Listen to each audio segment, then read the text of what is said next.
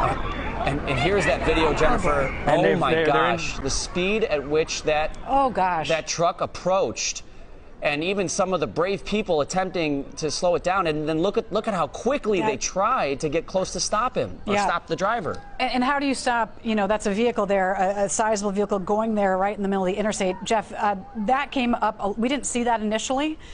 First time we're seeing that truck go that fast, not slowly crawling or anything like that, but going pretty fast into that crowd and then coming to a stop.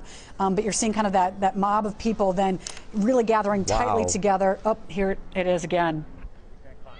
And the length, the distance it takes to slow down a vehicle like that, not knowing the weight of the load it's carrying, we're talking potentially hundreds of feet.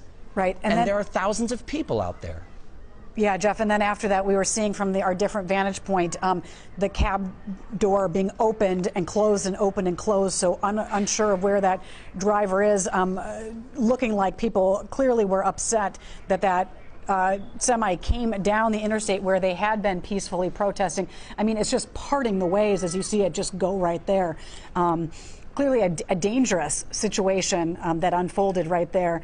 Right before our eyes, Jeff. And when you consider the images we've seen since Tuesday in terms of destruction, fright, things we'll never forget, and here we had a peaceful protest that even law enforcement was allowing to happen, and this is one of the first times we've seen a major disruption, and it was to a level where lives, if not thousands of lives, were at stake. And here's a live picture now. You see how much, a little bit, I'm not live just a few minutes earlier, but you see how much further I believe that truck continued to go, because that does not, where we see the truck right now, in this video from a few minutes ago, does not look like where it stopped in that MnDOT camera picture. It appears maybe the truck might have moved further. And then you mentioned, Jennifer, the cab door opened. We saw what appeared to be a crowd or mob of sorts around that person, their arms flailing. We're not sure what they were doing or how they were interacting with that driver potentially. But I'm sure feelings of fright and anger for someone to come through what was a peaceful protest at that moment. David, you're still on the ground. We see a formation of officers. Give us an update.